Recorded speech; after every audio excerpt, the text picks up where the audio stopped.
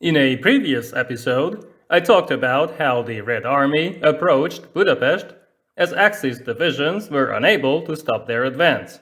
By mid-December 1944, the Hungarian capital was in danger of being encircled, and the next major attack came very soon.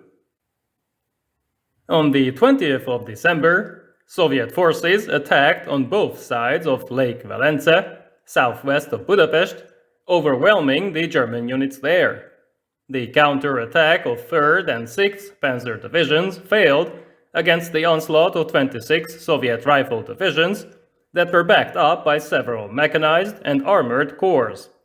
3 days later, Székesfehérvár fell, and an 18-kilometer wide gap opened up north of the lake, where the Hussar Division and other German and Hungarian units fell back. On the 25th of December, the main road west of Budapest was cut. Then the last supply line was also taken on the next day, when the Soviet attackers reached the river Danube at Esztergom, capturing the city itself.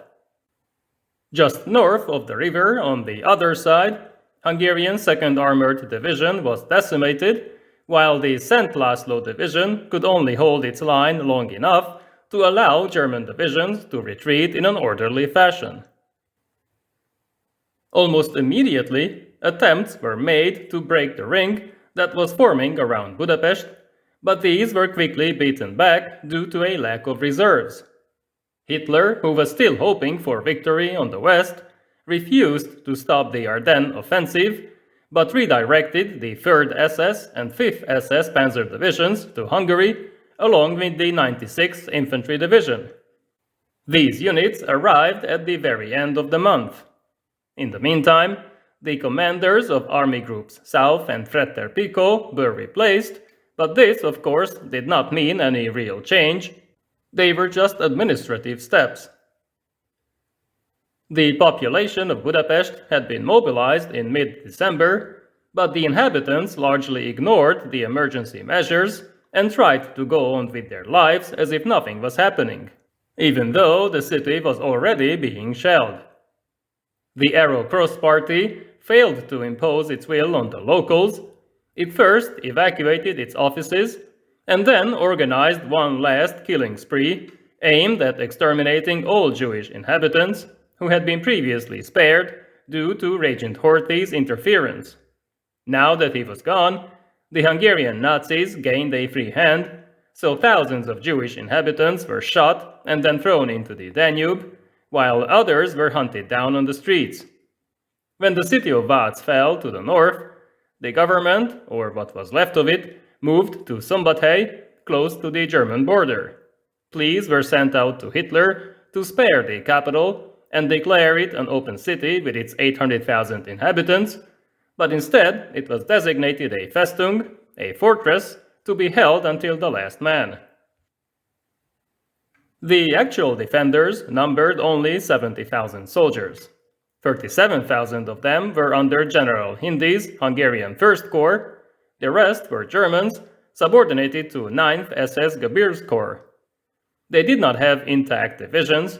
Regular troops were mixed with auxiliary forces, police, and even lifeguards. A Soviet offer to surrender was denied by the SS troops, so the siege became inevitable.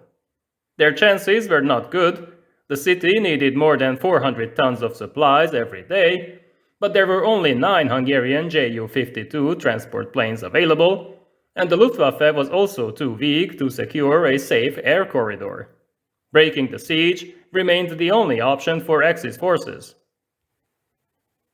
Army Group South attacked along the Danube with the 3rd, 5th, and 6th Panzer Divisions and 2 infantry divisions, with the goal of taking Pécs, breaking through to Budapest, and restoring the original lines at Lake Velence. These forces did approach their first target, but Pécs was held by the Soviet defenders, who used strong anti-tank units. On the 6th of January, a Soviet attack commenced north of the Danube at the river Garam, where the Szent László Division was pushed back.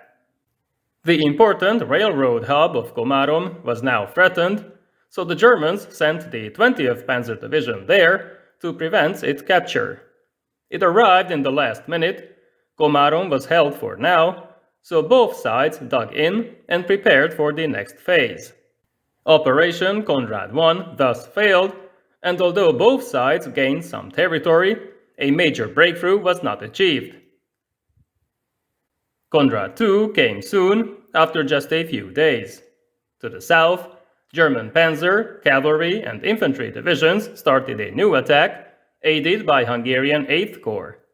By the 11th, they took Zamoy, but the 4th SS Panzer Corps was stopped by strong Soviet resistance.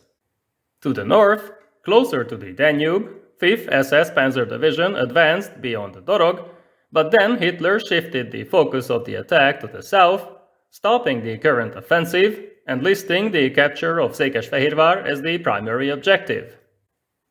Moving the armored units around took a few days, but then Conrad III started on the 18th of January.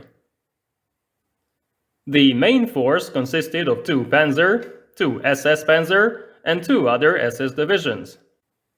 Within 2 days, they broke through to the east and reached the Danube, cutting 3rd Ukrainian Front into 2, although Székesfehérvár was still held by Soviet 135th Rifle Corps. The Soviets quickly sent mechanized and cavalry corps to the area with all the available artillery reserves, but these could not stop the German offensive. By the 20th of January, Székesfehérvár was taken. 6 days later, advanced units were only 18 kilometers from Budapest after decimating 23rd Tank Corps, which was equipped with American-made Shermans. However, the order to stop the attack soon arrived, because by that time, the German units were exhausted. The average panzer division had around a dozen tanks left, with only 200 to 300 infantry, and a new Soviet attack at Bicske was gaining ground, threatening to encircle most of the attacking forces. Budapest could not be relieved, so its days were numbered. In the city, the Pest side was lost first, by the 17th of January, as it had no natural obstacles. Lacking adequate reserves and supplies, the defenders had no real chance to hold the city for long, but they kept fighting, even though many Hungarian soldiers chose to surrender instead. Towards the end, a company-sized unit even fought on the Soviet side, further demoralizing the remaining defenders. The Luftwaffe could not deliver even the minimum amount of 100 tons per day, so the defenders gradually gave up more and more ground. 2nd and 3rd Ukrainian fronts applied more pressure, so by early February, only the core districts of Buda were still in Axis hands. All the bridges were blown up, the last tanks and assault guns were abandoned, and the decision was made to break out, even though Hitler had previously forbade any such thoughts. On the 11th of February, the breakout was attempted, but it turned into a bloody massacre. Out of thousands, only 785 men reached Axis lines to the west. The city was in ruins, only the western parts of Hungary were still held. After the fall of Budapest, Nagykanizsa and its nearby oil fields became the most important region to defend, as it was the last major source of crude oil that Germany still controlled. Vienna was also threatened. OKW hoped that it could be held for much longer, which in the end did not materialize.